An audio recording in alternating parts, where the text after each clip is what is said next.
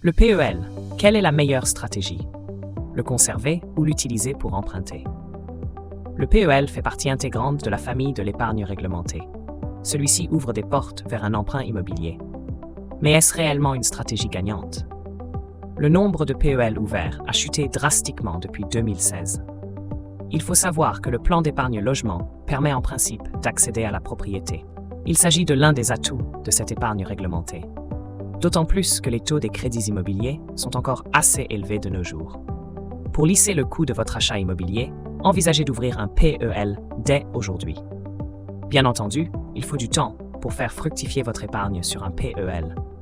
Au-delà de 4 ans, vous pouvez potentiellement bénéficier d'un taux préférentiel. Quoi qu'il en soit, le PEL n'est pas au top de sa forme aujourd'hui. Le nombre de PEL ouverts a fortement baissé depuis 2016, en passant de 15 millions à 9,9 millions en 2023. De fait, le PEL attire de moins en moins d'épargnants. Rappelons que ce produit d'épargne réglementé affiche un taux de rémunération inférieur à 2%.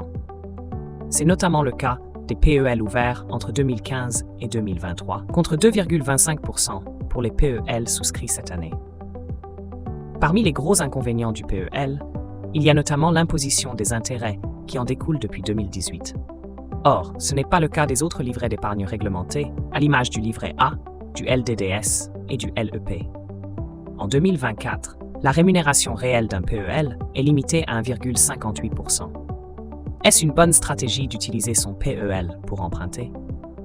Malgré les quelques points noirs du PEL, celui-ci possède de nombreux avantages. Citons notamment la possibilité d'accéder à un prêt immobilier avec un taux plus avantageux, d'autant plus que celui-ci est connu dès l'ouverture du plan. Pour activer ce mécanisme, vous devez conserver votre PEL pendant plus de 4 ans. Marie-Laure Barut-Etherington, adjointe à la Direction générale des statistiques de la Banque de France, explique: l'utilisation ou non de cette possibilité va consister en un arbitrage entre laisser votre argent placé, car le taux de rémunération est suffisamment attractif, ou bien utiliser ce droit au prêt, puisque le taux s'avère compétitif par rapport à ce qui se pratique sur le marché.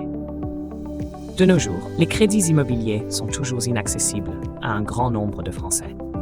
En tête de liste figurent notamment les primo-accédants. Nous parlons ici des Français ne disposant pas encore de leur résidence principale. Pour changer la donne, il faut souscrire un PEL au plus vite. Après 4 ans, vous pouvez débloquer les fonds pour financer votre projet d'achat immobilier. Zoom sur le taux d'emprunt préférentiel du PEL. Le rapport annuel de l'épargne réglementée révèle que les flux des emprunts sur PEL sont passés de moins de 10 millions d'euros en 2022 à plus de 200 millions d'euros en 2023. D'après la Banque de France, ce chiffre est tout à fait logique. Les PEL ouverts sur la période 2016-2022 permettent d'emprunter à 2,2% et ne rémunèrent l'épargne qu'à 1%. Bien entendu, les PEL sont devancés par le livret A, le LDDS et le LEP, avec des taux d'intérêt respectifs de 3% et 4%. Malgré cela, les PEL bénéficient d'un taux d'emprunt préférentiel de 2,2% par rapport à un moyen de 3,8% en 2023 au titre des crédits immobiliers de 20 ans et plus.